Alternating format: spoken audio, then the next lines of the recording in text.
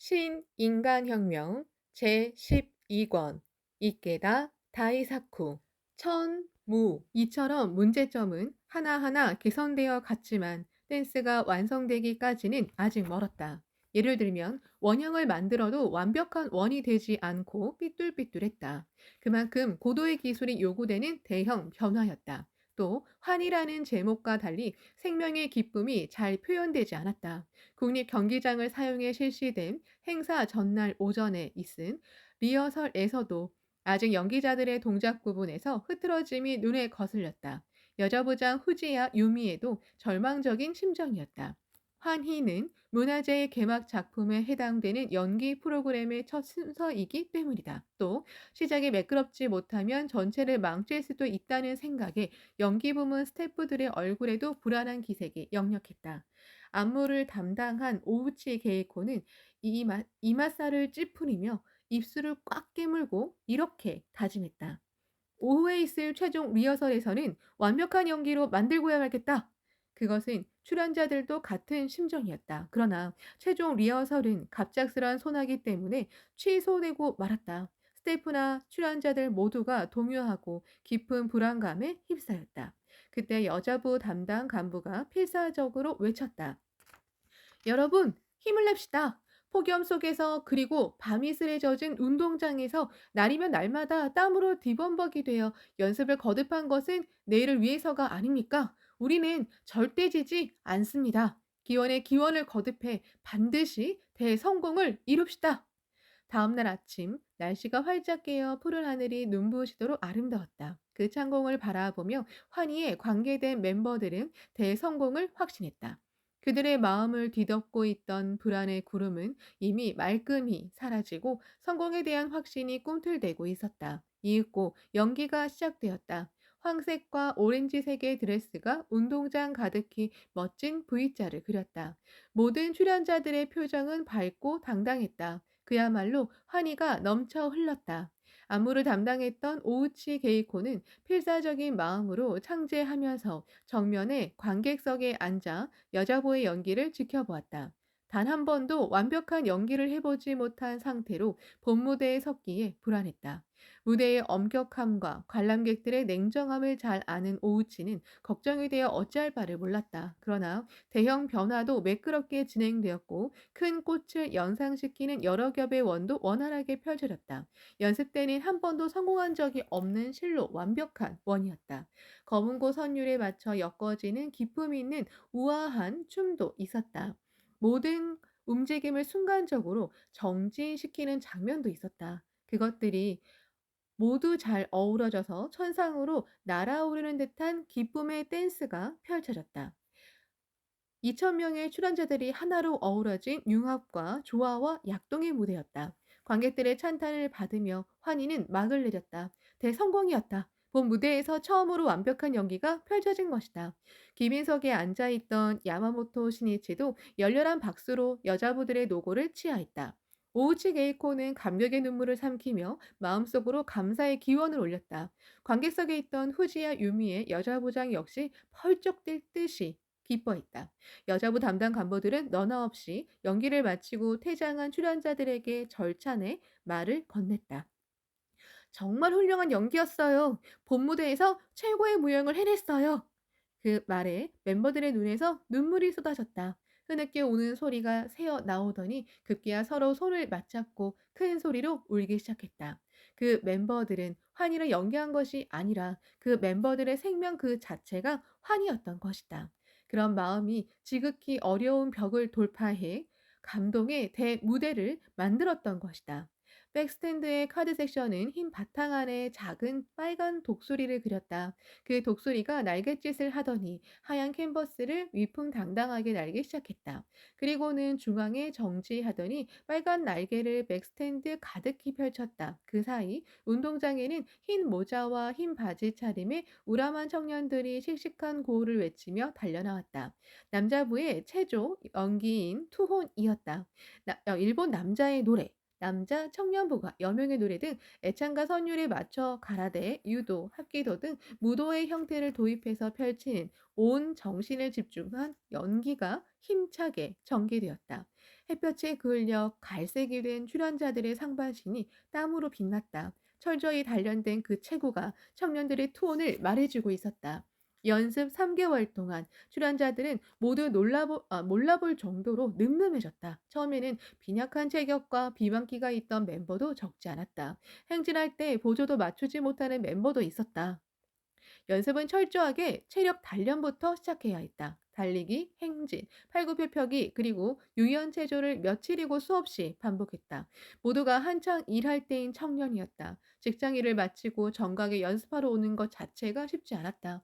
상사에게 부탁하여 저녁부터 연습에 나오고 다시 직장으로 되돌아가 심야까지 잔업을 했다는 청년도 있었다. 공사 현장에서 육체 노동을 한 후에 연습하러 달려왔기에 집에 돌아가서는 녹초가 되어 현관 앞에 쓰러져 잠들어 버린 멤버도 있었다. 그러나 그들에게는 어떠한 일이 있어도 단연코 승리하겠다, 기필코 성공하고야 말겠다는 불타는 토온이 용솟음쳤다. 그 일념과 끈질기고 집념 어린 전진이 바로 어렵고 힘든 벽을 타파하는 힘이 되었다. 행사 전날 오후 갑작스런 소나기로 최종 리허설이 중지되었을 때에도 투혼 연기 출연자들만은 비를 무릅쓰고 리허설을 강행했다. 그들은 빗속에서 행한 리허설을 통해 시련에 맞서는 남자부의 혼을 생명에 새기고자 했던 것이다. 젊은 힘이 장렬하는 투혼 연기에 관객들은 탄성을 질렀다. 일사불란한 단결의 미, 돈과 정이 훌륭하게 조화를 이룬 모습에서 내빈들은 새로운 시대를 건설할 청년들의 연대를 발견할 수 있었다. 도쿄에 사는 사람 대부분은 지방 출신인데 젊은 세대 역시 상경한 사람들이 다수를 차지했다. 고층 빌딩이 세워지고 고속도로가 놓인 수도 도쿄는 젊은이들의 동경의 대상이었던 것이다. 그러나 청운의 꿈을 안고 상경했더라도 각박한 대도시 생활에 염증을 느껴 고향으로 되돌아간 사람도 적지 않았다. 빡빡하게 빽빽하게 늘어선 빌딩 아래를 흐르는 하천에서는 악취가 풍겼고 차량들이 내뿜는 매연에 도시의 공기는 오염되었다. 또 높은 물가의 주거 환경도 열악해 중학교나 고등학교를 졸업하고 도쿄에서 취직한 청년들의 생활은 결코 풍요로울 수 없었다. 그들의 일자리 또한 한정되어 있었다. 사무실이 아닌 위험이 산재한 현장에서 하는 작업이 대부분이었고 임금 또한 적었다. 공동 화장실을 쓰고 욕조도 없는 좁은 연립주택 생활이 당시 그 청년들의 일반적인 생활이었다. 게다가 통근 때는 러시아어에 시달렸다. 또 무엇보다도 살벌하고 메마른 인간관계로 인한 외로움에 빠지는 젊은이가 많았다. 꽃처럼 화려한 도시이자 상심의 거리이기도 했다. 그런 속에서도 창가의 청년들은 자신들이 바로 새로운 시대를 열어갈 주역이라는 사명감이 불타올랐고 순수하고 강인하게 각자의 인생 목표를 향해 전진했다. 그리하여 직장에서 제1인자가 되겠다는 목표와 더불어 직장과 지역의 신뢰와 우정의 연대를 넓혀갔다. 그리고 도쿄를 제2의 고향으로 자랑할 수 있는 도시로 만들고자 사회 건설에도 정열을 불태웠다. 운동장 맨 앞줄에서 열의에 찬 얼굴로 주먹을 꽉 쥐고 힘찬 연기를 보여주는 건장한 최고의 청년이 시선을 끌었다. 그는 스모 선수 출신인 이마이케 마사스구였다. 그도 희망의 도쿄에서 꿈이 좌절되어 실의를 헤매다가 진심으로 의연히 일어선 청년이었다. 이마이케는 고향인 후쿠시마에서 중학교를 졸업한 후 친구들과 집단으로 취직해 상경했다. 그들이 취직한 곳은 도쿄와 강 하나를 사이에 두고 있는 사이타마현 가와구치의 주물 공장이었다. 하루 종일 먼지투성이에 땀투성이가 되는 고된 작업이었다.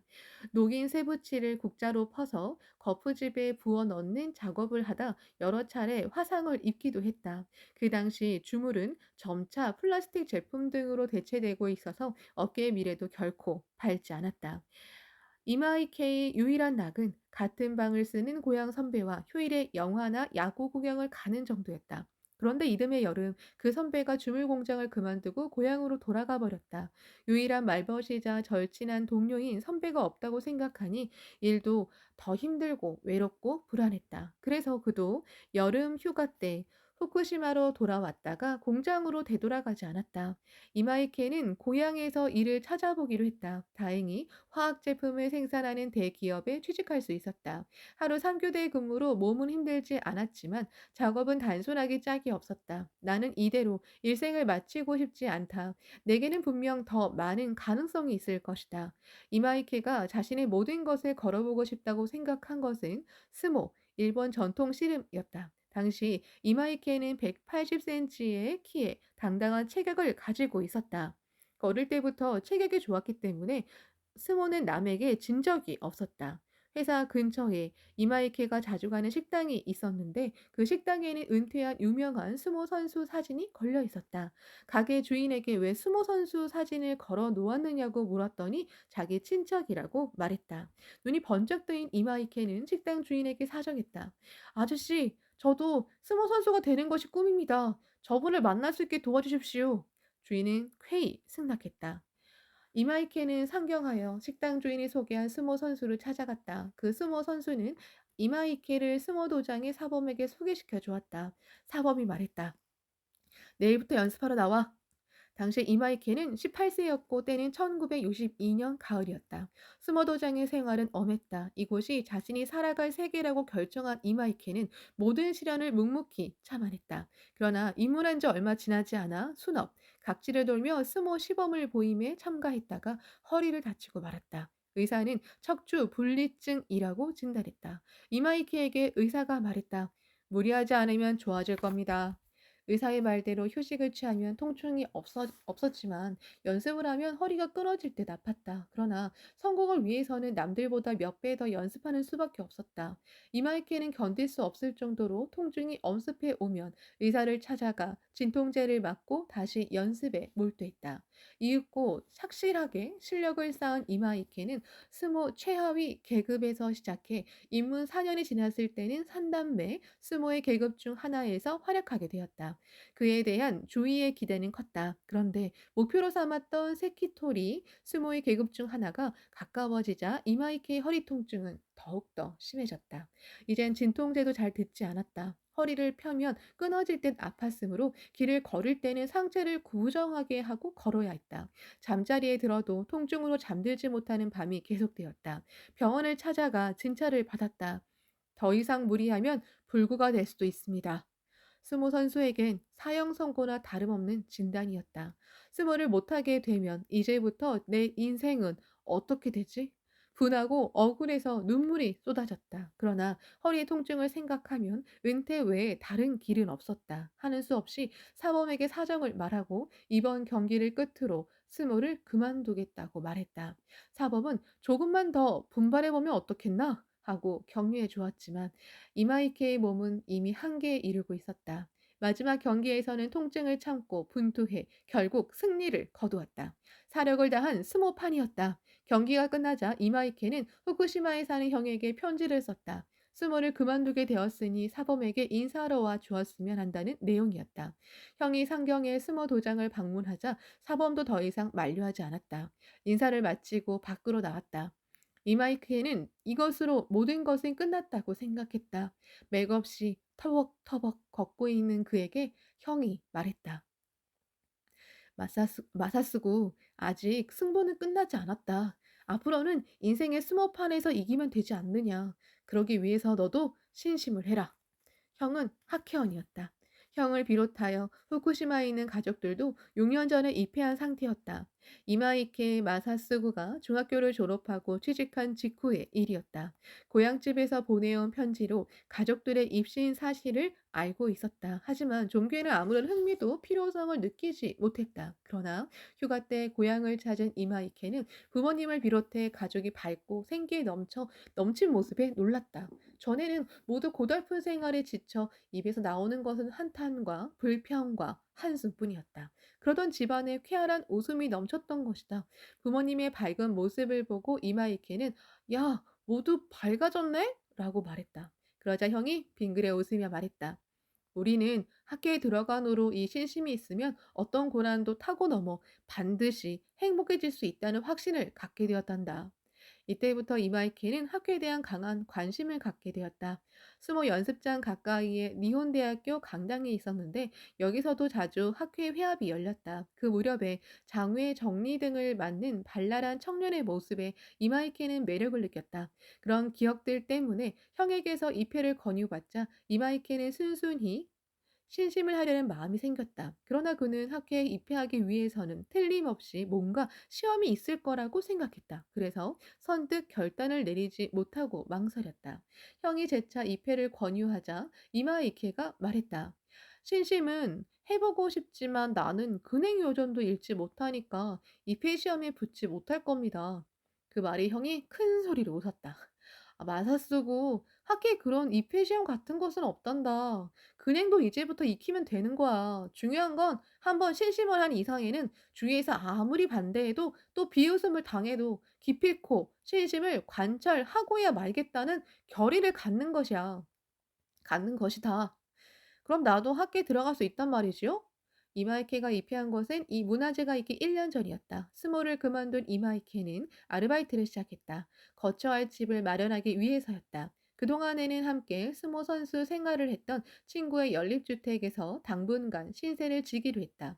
그때까지도 이마이케 마사스고는 스모 세계를 단념한 것에 대해 억제할 수 없는 좌절감에서 헤어나지 못했다. 또 인생의 지표를 잃은 허무감으로 무슨 일을 하던 무력감에 젖어버렸다. 이윽고 신주쿠 내에 조그만 연립주택을 빌렸다. 그 방에 본조님을 안치하고 지역의 학회원에게 근행을 배우며 본격적으로 학회 활동에 참가했다. 그러던 어느 날 학회 선배에게 그동안 요통으로 시달려 왔는데 건강을 되찾을 수 있을지 걱정된다고 털어놓았다. 그러자 그 선배는 확신에 찬 어조로 말했다.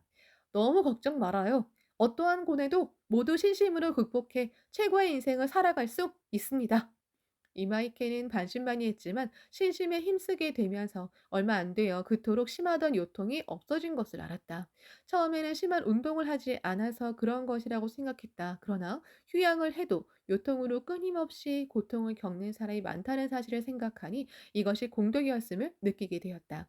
이리하여 이마이케는 불법을 더욱 확신하게 되었다. 이 신심으로 새로운 인생을 개척할 수 있을지도 모른다. 좌절감에 휩싸인 이마이케의 가슴에 한 줄기 빛이 스며드는 순간이었다.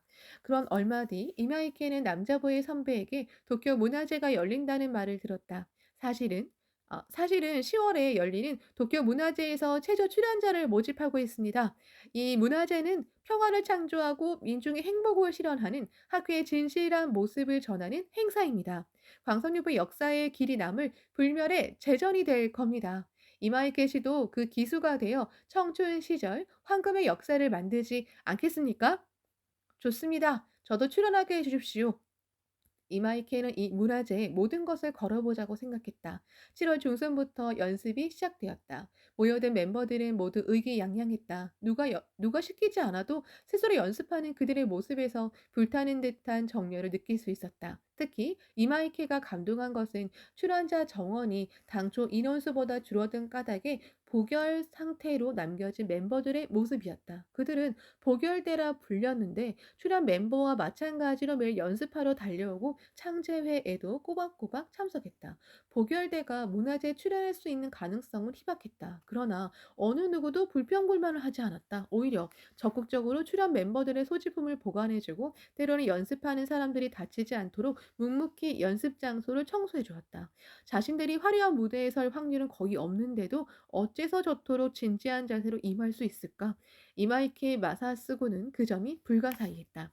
그래서 복율대 멤버에게 솔직히 자신의 생각을 물어보니 이렇게 대답했다. 물론 저 역시 행사에 출연하고 싶지요. 하지만 우리의 목적은 문화재를 대성공시켜 광선유포의 새로운 흐름을 여는 데 있습니다. 그것을 위해서라면 무슨 일이든 하겠다는 생각으로 문화제에 참가했습니다. 행사장 청소나 장외 정리를 담당하는 참가자들도 모두 우리와 같은 심정이라고 생각합니다. 이마이케는 자신을 초월해 문화재의 대성공을 위해 더 나아가 광선유포라는 대목적을 위해 마음을 합쳐 전진하려는 그들의 삶의 자세에 깊이 감동했다. 보결대 모두가 자신의 사명을 찾아내고 그 임무에 긍지와 기쁨을 느끼고 있다. 그에 비해 나는 나만의 작은 세계에 파묻혀 항상 나 혼자만의 일을 생각해왔다.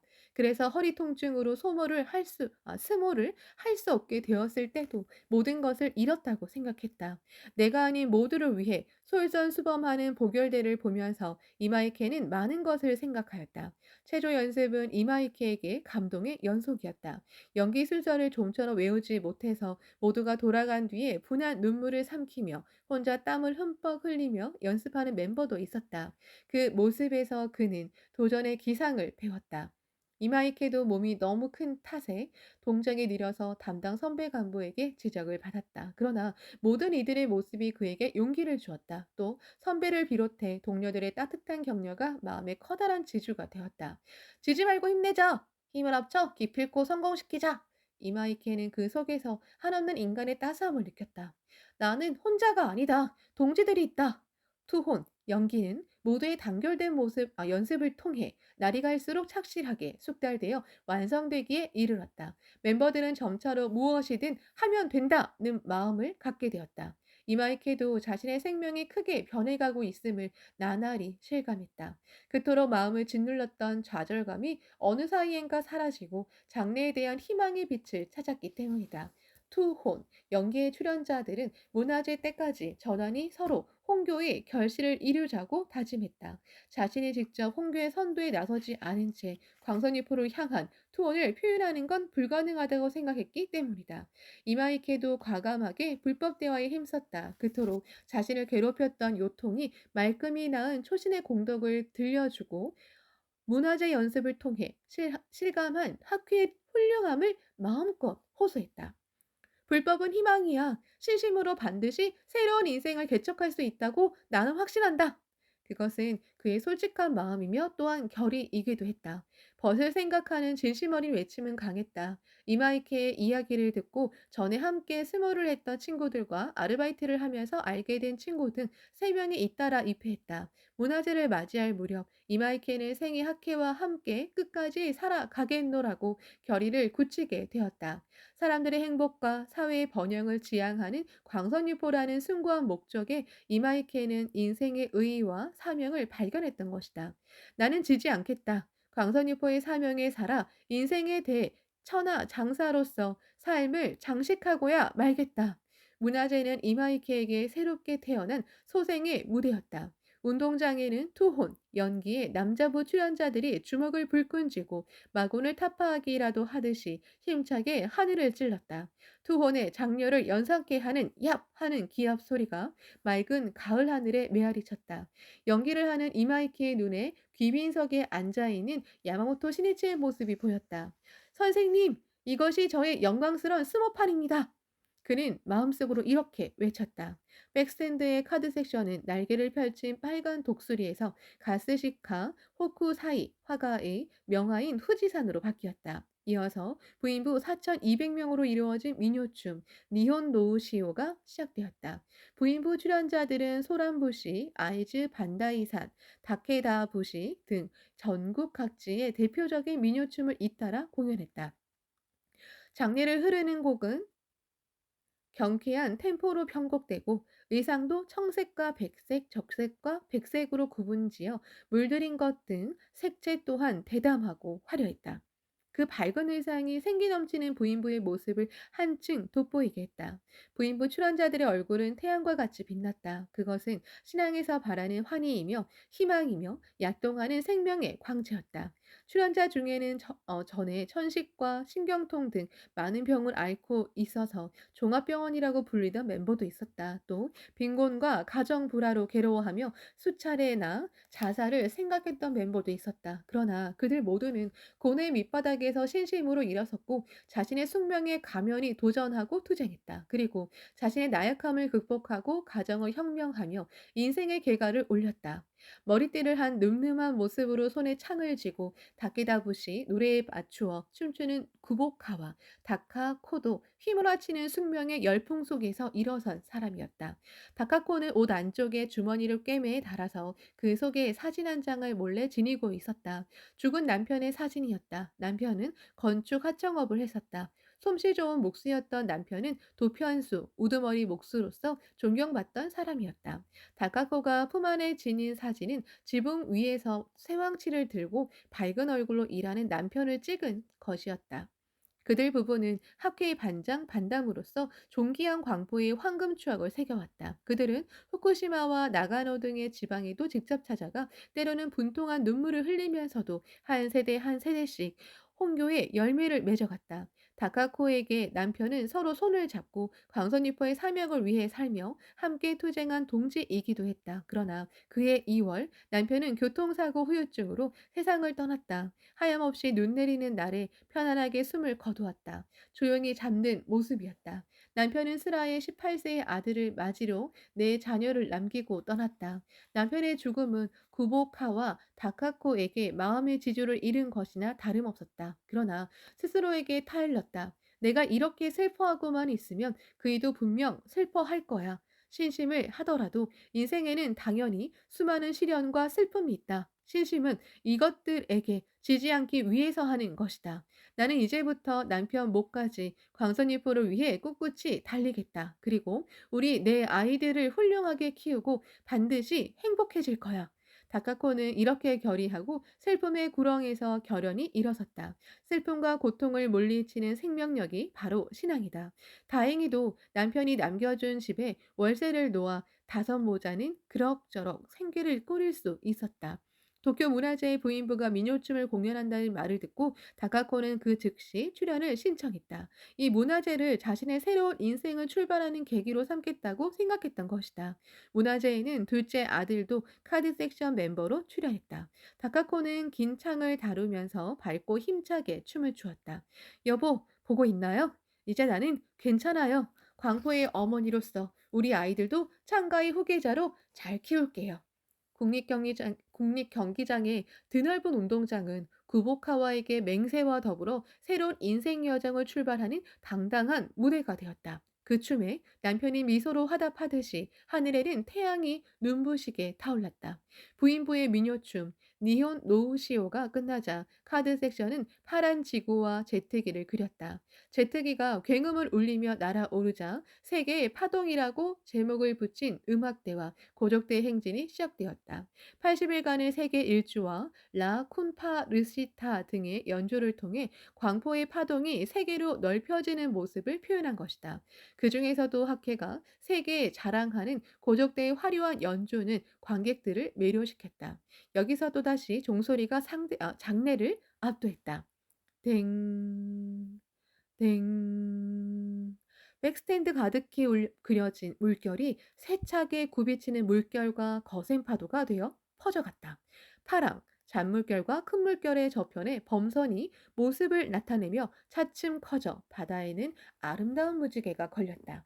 종은 6번에 걸쳐 울려 퍼졌다. 이제부터는 6번째 종이 모두 울리는 1972년까지의 미래에 대한 구상이 각 연기 프로그램으로 연출될 것이다.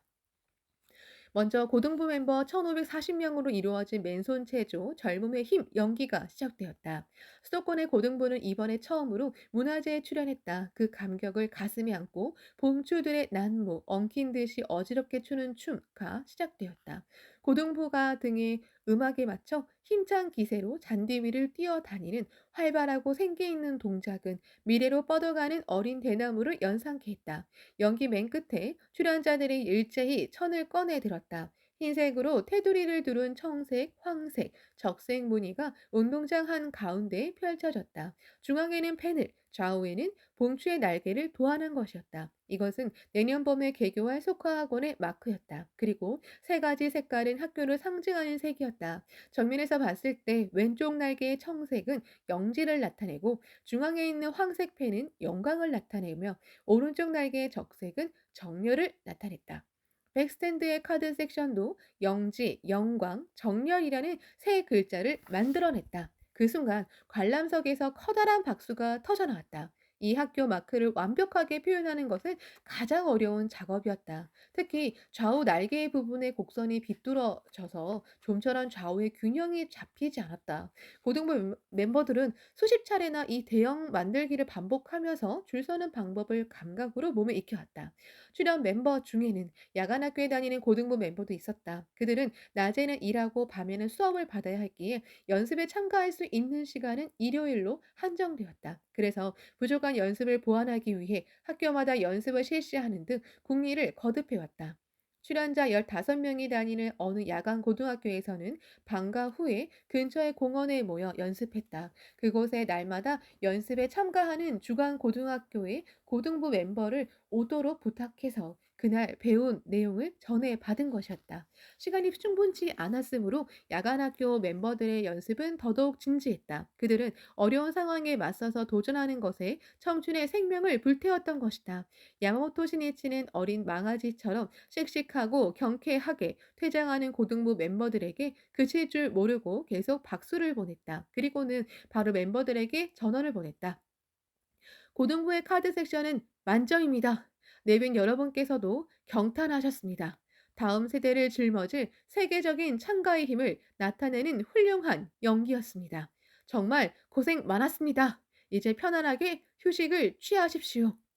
야마모토 회장의 메시지를 듣자 대성공으로 연기를 마쳐 흥분에 도가니가 된 봉초들은 서로 손을 맞잡고 기쁨의 환호성을 질렀다. 우리가 해냈어! 해내고 말았어! 그 순간 연습 때의 고생도 심야까지 힘들게 공부하던 것도 모두 환희와 영예와 자신감으로 바뀌고 또 황금 같은 청춘의 추억으로 바뀌었다. 이처럼 노고의 땀이야말로 인생을 장식하는 최고의 보석이 된다. 운동장에서는 남자부와 여자부의 매스게임, 건설이 시작되었다. 이 연기는 그해 3월 임시본부 간부회에서 야마모토 시니치가 발표한 국제도시 도쿄를 전망한 내용을 바탕으로 이상적인 도시 건설을 매스게임으로 표현한 것이었다. 시니치는 도쿄를 사랑하는 도민의 한 사람으로서 러시아워 때의 통근, 도시공해, 주택난 등의 정체된 현상을 개혁하고 도민을 위한 도쿄의 시점에서 평소 생각해온 점을 10항목에 걸쳐 제안했다.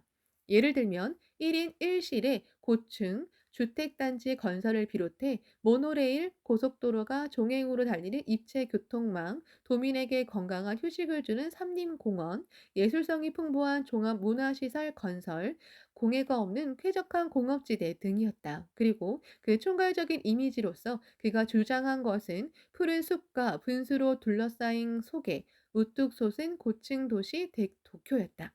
게다가 이 임시본부 간부회에서 신이치는 도쿄의 주민들도 향토회를 키워가는 것이 중요하다고 호소했다. 도쿄는 업무 관계 등으로 부득이하게 거주하는 사람들이 많았다. 그래서 지역에 대한 애착심도 부족하고 이웃끼리 연대감도 희박했다. 아니, 이웃집에 사는 사람의 얼굴이나 이름조차도 모르는 경우가 허다했다.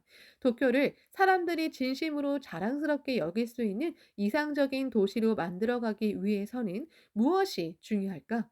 주택 건설과 도시공원 대책 등 정치면에서의 대응도 불가결한 것은 물론이고 무엇보다도 필요한 것은 주민들의 향토회라고 해야 할 것이다.